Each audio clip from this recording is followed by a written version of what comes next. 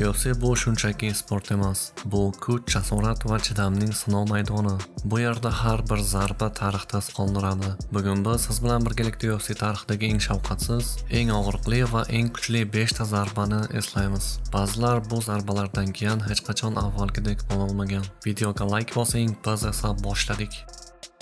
Do'stlar, endi sportga faqat tomoshabin bo'lib emas, daromad topuvchi bo'lib qarang. Har kuni biz sizlar uchun aniq va ishonchli prognozlar joylab boramiz. Siz faqat Telegram kanalimizga o'ting va foydani o'zingiz his qiling. Ekranda chiqayotgan kanal nomini yozing, hoziroq kiring va siz ham bugunoq g'alabali yo'lingizni boshlang. Hech qanday risk yo'q, faqat aniqlik, faqat natija. Telegramga o'ting va biz bilan birgalikda yuting. Barchaga omad.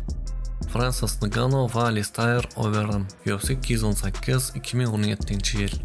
Bu jang UFC tarixiga dahshatli uppercut nomi bilan kirgan. Francis Ngannou Kamerundan chiqqan kuchi bilan mashhur jangchi. 2017-yilda u raqibiga qarshi ringga chiqdi va atiga bir zarbada butun arenani jim qilib qo'ydi. Ngannou o'sha zarba bilan Overeemni osmonga uchirdi. Kommentatorlar hayqirgan, muxlislar shokda edi. Overeem bir necha daqiqa o'ziga kela olmadi. Bu zarba nafaqat g'alaba, balki Ngannou'ni og'ir vazn toifasidagi haqiqiy yirtqichga aylantirgan zarba edi. UFC mutaxassislari o'sha payt aytishgan edi, bu zarba og'ir vazn tarixidagi eng xavfli lahza. Ko'pchilik o'yladi, Ngannou shunchaki kuchli, shunchaki zarba beradigan odam, lekin aslida u Afrikada qashshoqlikda ulg'aygan, bolaligida konlarda ishlagan, kechasi non topish uchun kurashgan yigit edi. U ringda zarba berayotganida o'z o'tmishi, og'rig'i va orzularini birga uradi. Overeemni yutgandan keyin u shunday degan edi: "Men kimnidir yengish uchun emas, o'zimni isbotlash uchun jang qilaman. Shu sabab bu zarba faqat kuch emas, bu orzularning portlashi edi."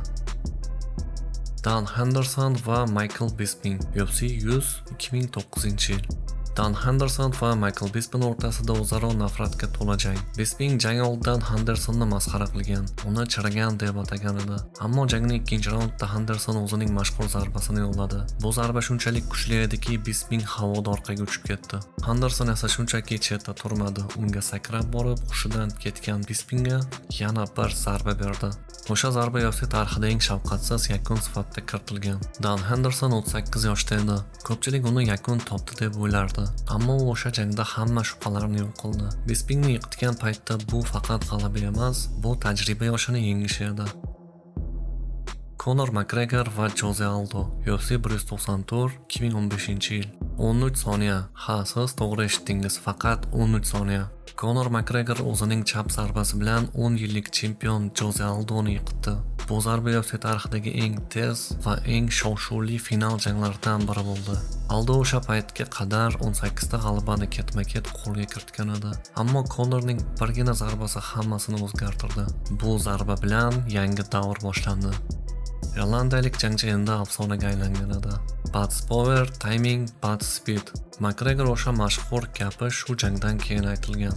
McGregor o'sha jangga chiqishdan oldin butun dunyo unga qarshi edi, chunki Aldo 10 yil davomida yengilmagan edi. Conor esa o'ziga ishonardi, u tunda ham, tongda ham men chempionman deb qayta takrorlagan. Va o'sha 13 soniyalik zarba o'ziga bo'lgan ishonchining isboti edi. Bu jangdan keyin UFC marketingi butunlay o'zgardi. Conor sportdan shou yaratdi. U jangchi bo'lishning yangi uslubini yaratdi.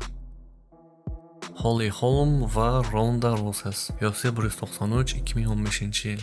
Ronda Rousey UFC ayollar bo'limining timsoli edi. U raqiblarini birin-ketin mag'lub etib, o'zini yengilmas deb bilardi. Ammo uning raqibi ringga boshqa reja bilan chiqqan edi. U Rondani o'qigandek harakat qildi, mudofaada ustunlik qildi va ikkinchi raundda o'sha afsonaviy head kick zarbasini berdi.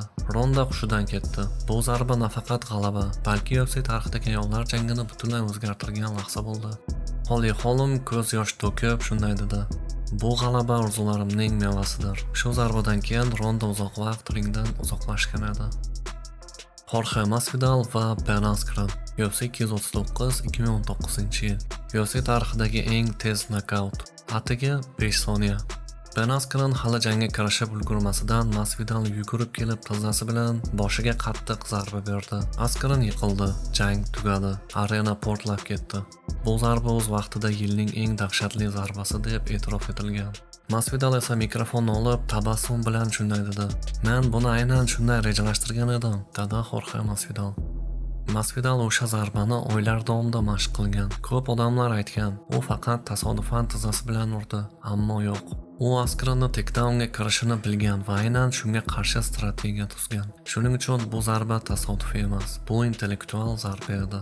Askren hushsiz yiqilgach, Masvidal raqsga tushdi. Bu sportdagi eng qattiq ruhiy zarbalardan biri edi. Shu zarba UFC tarixini abadiy o'zgartirdi. Shundan so'ng Masvidal ko'cha jangchisi laqabini oldi.